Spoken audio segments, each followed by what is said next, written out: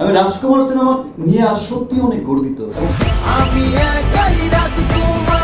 ঈদের cinema রাজকুমারে মেতেছে cineplex. মুক্তির দিন থেকেই ছবিটি দেখতে হুমড়ি খেয়ে পড়ছে দর্শক। সেসব ছবি ও সংবাদ দেখা গেছে বিভিন্ন গণমাধ্যমে।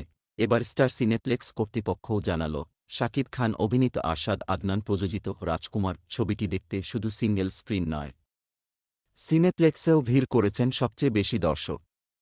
যাচ্ছে হাউসফুলও। ১১টি ছবির মধ্যে ঈদের দিন থেকে ৮টি ছবির প্রদর্শন করে দেশের সর্বাধুনিক সিনে থিয়েটার স্টার সিনেপ্লেক্স। এর মধ্যে সবচেয়ে বেশি দর্শক দেখেছেন রাজকুমার। শুধু তাই নয়, মুক্তির দিন থেকে রবিবার ২১ এপ্রিল পর্যন্ত ৮টি বাংলা ছবির মধ্যে সবচেয়ে বেশি আয় করা ছবির তকমাও অর্জন করে রাজকুমার। মুক্তির ১০ দিনের মাথায় প্রথম সপ্তাহে প্রদর্শিত ছবিগুলোর শীর্ষ অবস্থান জানিয়ে এমন তথ্যই জানিয়েছে স্টার সিনেপ্লেক্স। ফেসবুক পোস্টের মাধ্যমে রবিবার তা নিশ্চিত করে প্রতিষ্ঠানটি। সোমবার সিনেপ্লেক্সের সিনিয়র বিপণন কর্মকর্তা মেজবাহ আহমেদ বলেন, ৮টি বাংলা সিনেমার মধ্যে সবচেয়ে ভালো যাচ্ছে রাজকুমার। দিনের অন্যান্য সময়ে মোটামুটি ভালো দর্শক আসছে এবং বিকেলে ও সন্ধ্যার শো হাউসফুল যাচ্ছে।